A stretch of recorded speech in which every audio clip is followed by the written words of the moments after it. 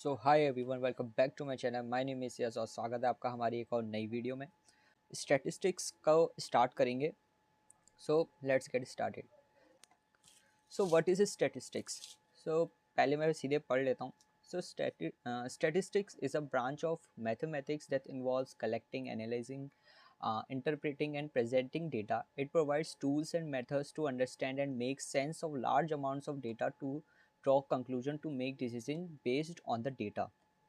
तो स्टैटिस्टिक्स एक सिंपल एक मैथमेटिक्स की ब्रांच है जो कलेक्टिंग, एनालाइजिंग और इंटरप्रेटिंग करती है। एनालाइज करना डेटा को और उसके बारे में कुछ प्रिडिक्ट करना, प्रिडिक्शन करने के लिए, डेटा को जानने के लिए कि आखिर में चल क्या रहा है किसी भी चीज़ में, और प्रेजेंट करने में कि ये डेटा कैसे प्रेजेंट होता है।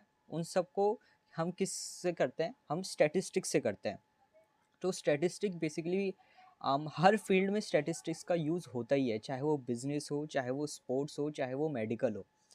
Everything is based on statistics. तो स्टैटिस्टिक्स आपको हर जगह वैसे भी मिली जाएगी। To for draw conclusion and making decision based on the data. तो ये सिंपली स्टैटिस्टिक्स हमारे यूज़ होती है, हम कोई कंक्लूजन ड्रॉ करें उस डेटा से। हम डेटा लें और उसके हिसाब से हम कंक्लूजन ड्रॉ करें और कुछ डिसीजन ले सकें या फिर प्रिडिक्ट कर सकें, जो हम मशीन लर्निंग में करते हैं। सो वही हमारा स्टैटिस्टिक्स हमारा उसमें हेल्प करता है। स्टैटिस्टिक्स है बेसिकली, हम अभी टू टाइप्स के स्टैटिस्टिक्स पढ़ेंगे। सो types of statistics. So there are major two types of statistics. One is um, one is descriptive statistics and second is inferential statistics. सो इनको तो हमें इंडिविजुअल एक वीडियो में करेंगे, डिस्क्रिप्टिव और इन्फरेंशियल को। तो डिस्क्रिप्टिव स्टैटिस्टिक बेसिकली क्या होता है, मैं अगर आपको सीधे सीधे बताऊं तो डिस्क्रिप्टिव स्टैटिस्टिक्स में हम डेटा के बारे में एनालाइज करते हैं। एक्चुअली इस डेटा में हो क्या रहा है, डेटा के सेंटर के बारे में, डेटा क्या कर रहा है, और डेटा को विजुलाइज करना हमारा डिस्क्रिप्टिव स्टैटिस्टिक्स में आता है। और इन्फरेंशियल का वैसे इन्फरेंशियल है, और डिस्क्रिप्टिव का हम इसमें जैसे नाम भी डिस्क्रिप्टिव है, डिस्क्राइब मतलब डिस्क्राइब हो रहा है, तो डिस्क्राइब करना डेटा को हमारा डिस्क्रिप्टिव स्टैटिस्टिक्स में आता है। और ऑन दी अदर हैंड हमारा इन्फरेंशियल स्टैटिस्टिक्स हमारा यूज होता है एक डेटा के सैंपल से कुछ कंक्लूजन ड्रॉ करना पूरे पॉपुलेशन डेटा के बारे में। अभी हम सैंपल ऑफ पॉपुलेशन में आएंगे, तो डेटा के उसमें कंक्लूजन या फिर डेटा के उसमें कुछ इंटरप्रेट करना, वो हमारा इन्फरेंशियल स्टैटिस्टिक्स में आता है। सो अभी हम डेटा बहुत बात कर रहे हैं।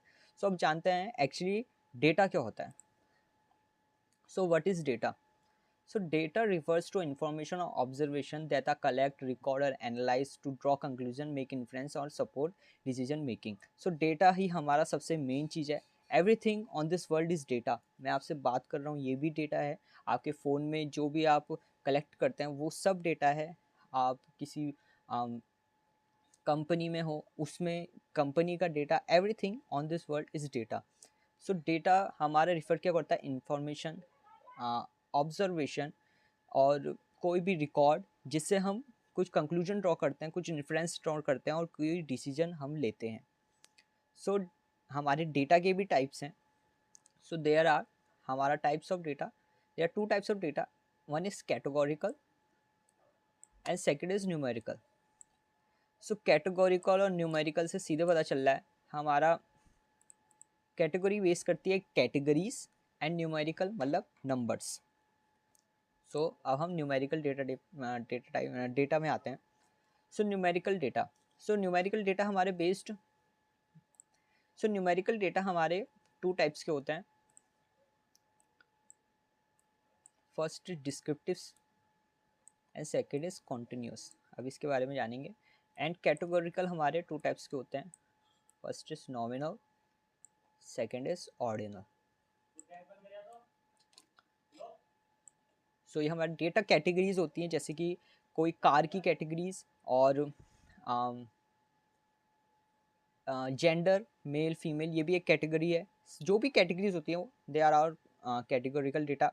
And on the other hand कोई भी नंबर्स, जैसे एक लाइब्रेरी में बुक्स कितनी हैं, एक स्कूल में स्टूडेंट्स कितने हैं, जो भी नंबर्स बेस्ड होते हैं वो हमारे क्या होता है, numerical data. So we are coming over numerical data. So numerical data हमारे टू टाइप्स होते हैं, descriptive and continuous. So descriptive data takes on specific distinct values and are counted in individual unit. The values are often integers and are separated from each other. Example, number of children, मैंने जैसे आपको बोला, number of books in your library and number of cases a lawyer won. मतलब जो हमारा descriptive statistics होता है वो ऐसे होगा, नहीं तो 12, 13, 400, this kind of numbers are descriptive descript data. And on the other hand, continuous data हमारा क्या होता है, continuous data can take on any value within a given range. Height of an individual, monthly expectation. अब height कैसी हो सकती है, height हमारी जैसे मैंने इसमें एग्जांपल है 175.78 जो कंटिन्यूस चल रहा है, आप कितना भी कर सकते हैं 175.9999 कितनी भी हो सकती है. सो ये और बाकी हमारी सैलरीज जिसमें पॉइंट के बाद 25 ऐसी ऐसी. So that kind of data is continuous data जो कोई एक गिवन रेंज में होता है. 1.299 ये कितना भी होता है, हो सकता है 2 तक पहुँचते पहुँचते. So that type of data is a continuous data. Second we are coming over categorical data. So categorical data हमारा कैटेगरीज होती हैं और ये 2 टाइप्स का होता है. हमारा पहला नॉमिनल एंड सेकेंड हमारा ordinal. So nominal data, the nominal level represent categories that can not be put in any order. So nominal को अभी रहने देते हैं, हम ऑर्डिनल पढ़ते हैं. ऑर्डिनल का ही उल्टा नॉमिनल है. So ordinal data represent categories that can be ordered. मतलब हमारा जो ऑर्डिनल डेटा है वो एक ऑर्डर में होता है. ऑर्डर कैसा, जैसे इसमें एग्जांपल है rating of food, natural, tasty, programming level, beginner, intermediate. मतलब कोई भी जो लेवल में चल रहा है, एक ऑर्डर में चल रहा है, उसको हम ऑर्डिनल डेटा कहते हैं.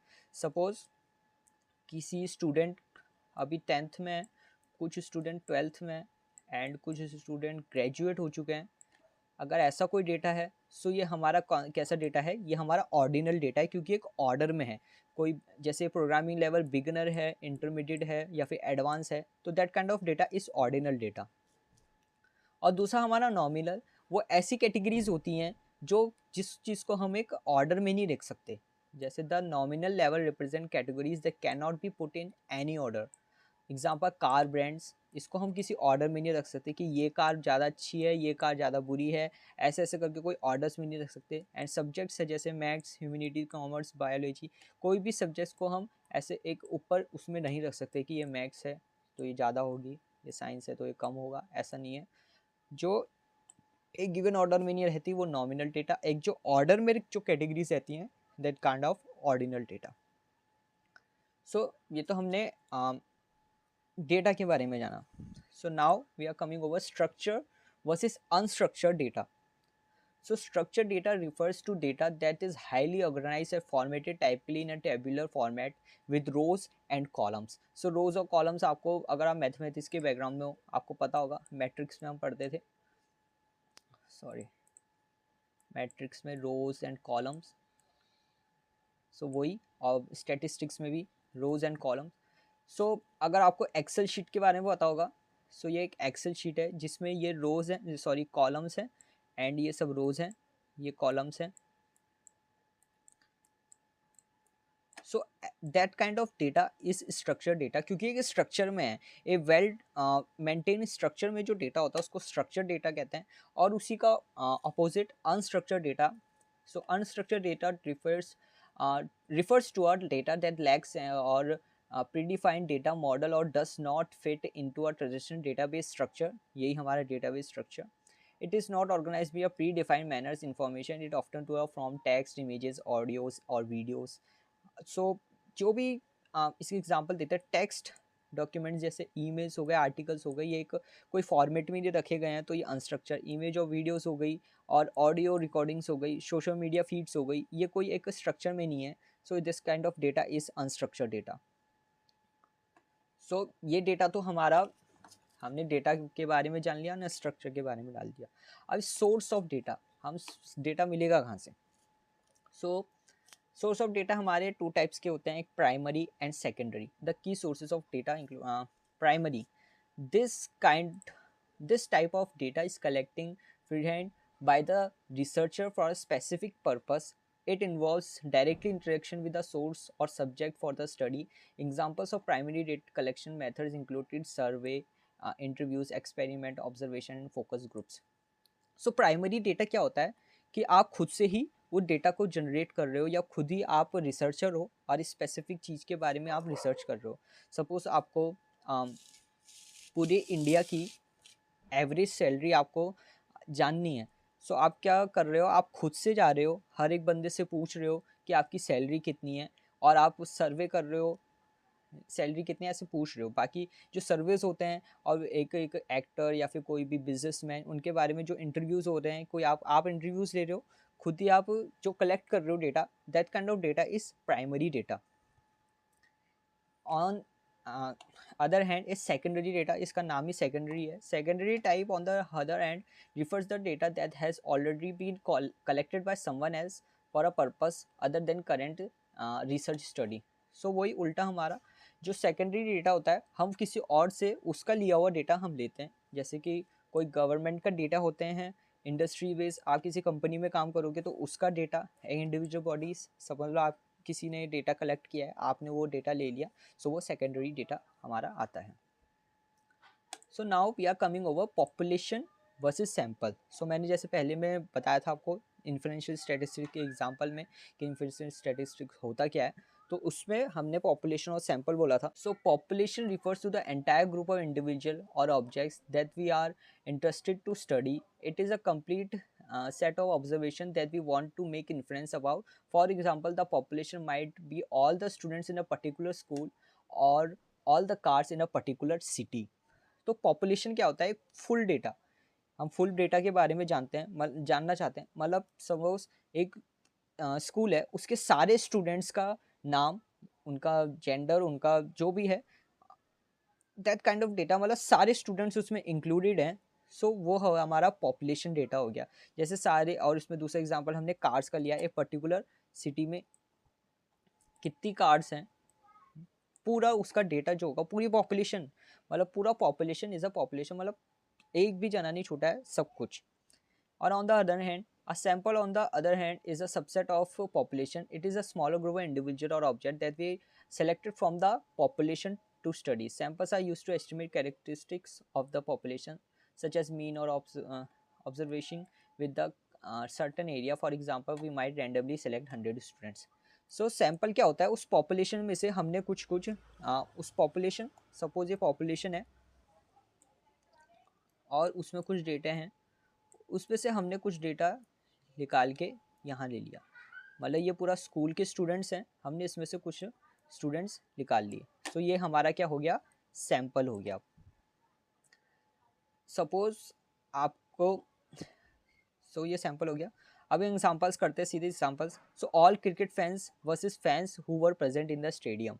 अब क्रिकेट के इंडिया में बहुत सारे फैंस हैं, वो हमारा पॉपुलेशन हो गया. और जो अभी स्टेडियम में आए हैं फैंस, वो हमारा सैंपल हो गया. मतलब वो एक lakh of population of fans में से हमने स्टेडियम वाले जो फैंस हैं वो सैंपल हो गया.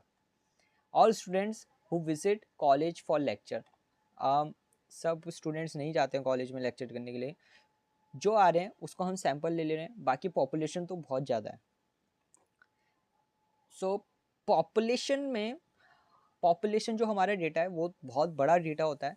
उसमें से सैंपल्स निकालने के लिए भी हमको कुछ चीज़ें लेनी पड़ती है. So things to be careful about which creating samples बनाते वक्त हमको 3 चीज़ों का ख्याल रखना पड़ता है. First of all is sample size. Sample size हमारा अच्छा खासा होना चाहिए, तभी हम उसमें से अच्छे से प्रिडिक्शन कर सकते हैं, अच्छे से उसमें से डिसीजन बना सकते हैं, अच्छे से उसमें से इन्फ्लुएंशियल और उसको विजुलाइज कर सकते हैं. Second is random. आपका जो भी पॉपुलेशन आप सैंपल बना रहे हो वो हमेशा रैंडमली होना चाहिए. ये नहीं कि आपने, सपोज हम एक स्कूल के स्टूडेंट्स का सैंपल ले रहे हैं, तो आपने सपोज 10th क्लास के ही बहुत सारे स्टूडेंट्स ले लिए और सभी स्कूल क्लास में से कम ले लिए. सो ऐसे नहीं चलेगा, आपको रैंडमली उठाने पड़ेंगे.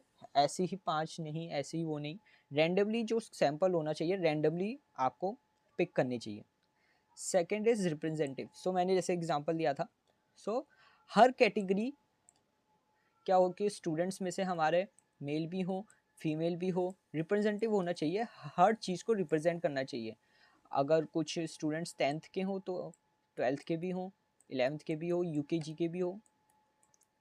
एक इसका एक एग्जांपल हम उसी से लेते हैं। सपोज आपको पूरे इंडिया की एवरेज सैलरी को आपको देखना है कि एवरेज सैलरी एक्चुअली कितनी है पूरी इंडिया की। सो आप उसमें क्या करोगे, एक तो आपका सैम्पल साइज अच्छा खासा होना चाहिए, दूसरा रैंडमली, मतलब आपको बेसिकली आपको ऐसा नहीं कि बस आप सिर्फ उत्तराखंड के ही ज़्यादा से ज़्यादा लोग को ले रहे हो, तो वो भी हमारा एक अच्छा प्रिडिक्ट नहीं करेगा, सैलरी को हम नहीं जान पाएंगे अच्छे से। तो हर स्टेट से आपके लोग होने चाहिए, और रिप्रेजेंटेटिव में ही हमारे आपके हर टाइप के लोग होने चाहिए, पुअर, मिडल और हायर क्लास के भी, और गवर्नमेंट जॉब वाले भी, प्राइवेट जॉब वाले भी, बिजनेस वाले भी, मेल भी, फीमेल भी, रिप्रेजेंटेटिव होना चाहिए जब भी आप कोई सैंपल बना रहे हो। सो या आज की वीडियो में बस इतना ही। आज की वीडियो में हमने स्टैटिस्टिक्स और डेटा के बारे में जाना। So if you like this video, like, share and subscribe. मिलता है आपसे नेक्स्ट वीडियो में। Thank you.